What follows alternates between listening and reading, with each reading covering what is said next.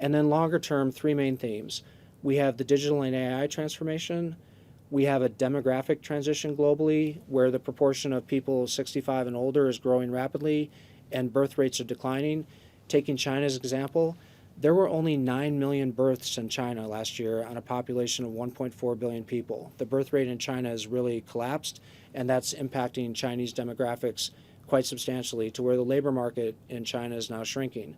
That's also happening, labor market shrinking domestically in the U.S. and Western Europe. So the demographic transition is very real. We're going to have less of a pyramid with relatively few old people and many young people, and more of a funnel for most of the economies in the world, and that's going to be a challenging transition. And then lastly is the climate and energy transition. And last week was Climate Week during UN General Assembly in New York.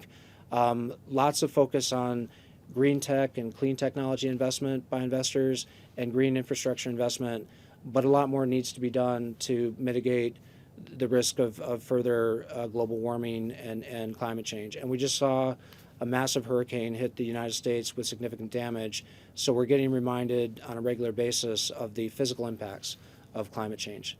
So those three transitions, I think, are the big thing long term: the digital transition, the demographic transition, and the climate and energy transition.